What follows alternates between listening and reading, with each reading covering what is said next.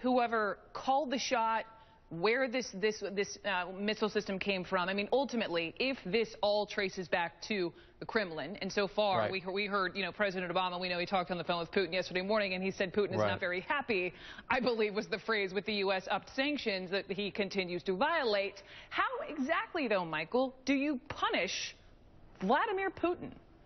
Okay, well, look, I don't pretend to be the president of the United States, or I am sure he has a very difficult decision ahead.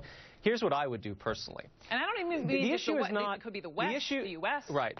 The issue for me isn't even about sanctions, which so far, I mean, the last suite was pretty good and impressive, but still not sufficient. No. The issue to me is about information. How are the Russians most vulnerable, or how is the Kremlin most vulnerable in this entire crisis?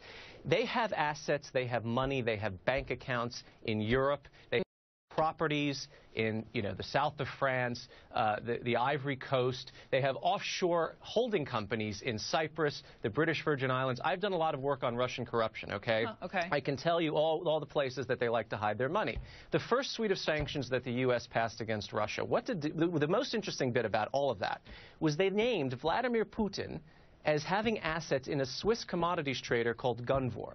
Okay, now Mr. Putin has made a big deal. He's an ultra-patriot. He's talking about the so-called de-offshorization, bring Russian money back into Russia. Well, what is he doing having money in a Swiss commodities trader? I'd pick up the phone and call him and say, look, you've got 48 hours. You can end the war. Who has the power to do that, Michael? The President of the United States does. The U.S. intelligence knows where this stuff is, Brooke. I mean, yeah. let's not play games here, okay? Yeah. Pick up the phone, call him. You have 48 hours. Pull your guys out of East Ukraine. Pull your anti-aircraft systems and your tanks. Or I'll just give a press conference and I'll start naming the bank accounts, the SWIFT transactions, all of the estates and properties that the oligarchs that are loyal to you have stationed in Europe as holding for you in retirement, okay? Mm-hmm. That's what I would do. That is where the Kremlin is most vulnerable. We've seen it time and again. So information warfare in this crisis is crucial.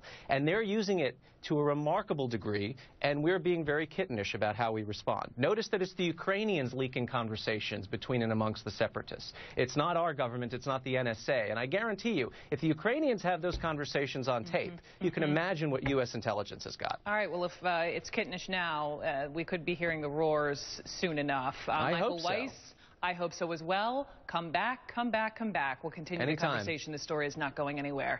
Meantime.